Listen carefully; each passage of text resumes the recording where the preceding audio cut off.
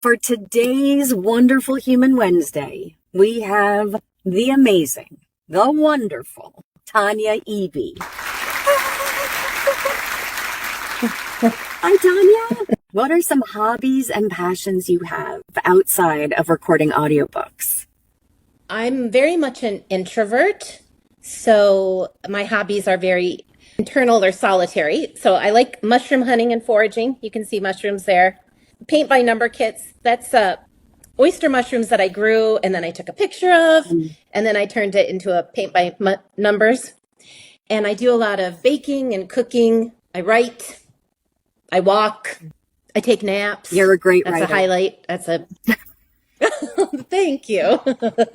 Naps are the best. They are the best. Right? When in I'm doubt, really good go at them prone. too. Right? Tanya, what is a fun anecdote or something crazy that happened during an audiobook recording or project, either solo or with other people?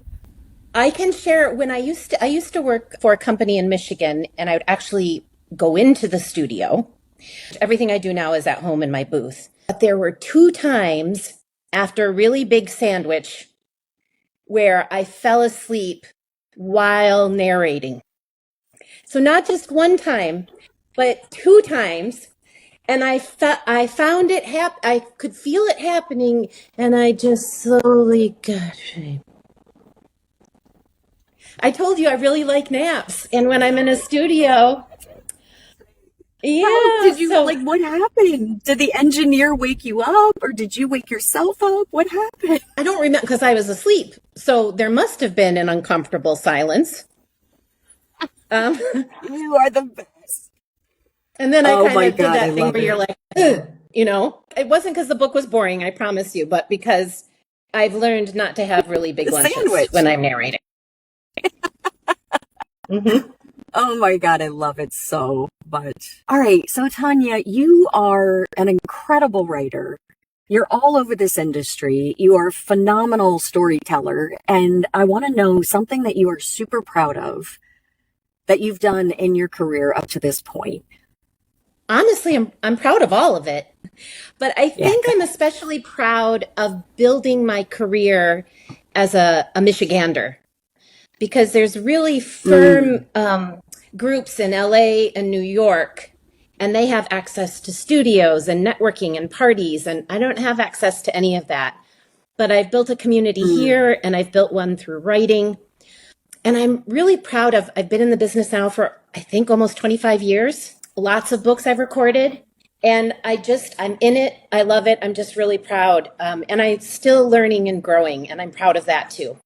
I love that answer, and I love you because I didn't know you, I remembered you lived in Michigan when you just mentioned it, but you have such a great online presence that I feel like you're just here with all of us, all the time, and I love that. I think that's one of the benefits of social media and, Zoom and all the craziness, but that's awesome, and congratulations for doing that. That's really, 25 years, that's incredible. Thank you. What are you reading or watching these days? What's your binge? Right now I'm reading in audio. I'm listening to The Pilgrim. It's a medieval horror. And I had never heard of medieval horror. And it's awesome. It's by Mitchell Luthien, narrated by Alan Turton, who I don't know, but he's great. I'm also reading A Little Less Broken by Marian Shambari. I was recently diagnosed as autistic, which explains so much. And it's helping me reframe what I thought were failures as simply a brain that thinks differently. And then I watch a lot of true crime, but not because I like murder, but because I like justice. And I like the baddies getting caught. So that's why I really love true crime. Mm-hmm.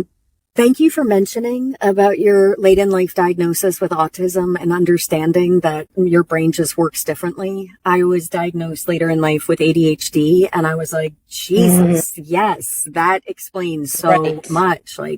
And I thank you also for saying it's not a failure. It's just the way your brain is wired, and you were born that way, because I think there's a lot of shame around these diagnoses and mental health diagnoses and all this stuff Thank you. Thank you for opening the door to that conversation. Are you just researching it to understand yourself better, or what are you doing differently in your life around that?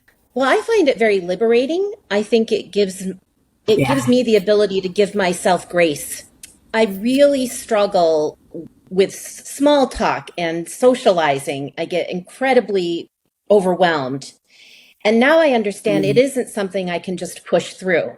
So now I'm figuring out, okay, what are some things I can do that can make it easier? And also telling people so that when they meet me, they don't feel like I'm cold or not interested. It's really because I'm overwhelmed by everything happening. So I feel like the more people that know, they can also give me a little bit of grace. I think it's wonderful. I think it's why I'm a writer and why I'm a storyteller, because I'm very keyed in to sensory things. Mm-hmm. Absolutely. Yeah. I agree with you 100%. That's awesome. What is a piece of advice you've been given that has stuck with you for your lifetime? I don't think anybody gave me this advice. I think it just came from my brain or spirit or the universe, whatever. And one of the ways that I built my career was I've stopped waiting to be invited, and I've stopped waiting for permission. I don't have to wait for permission to do things. I can just do them. And so that has totally changed my life. It's made me write books.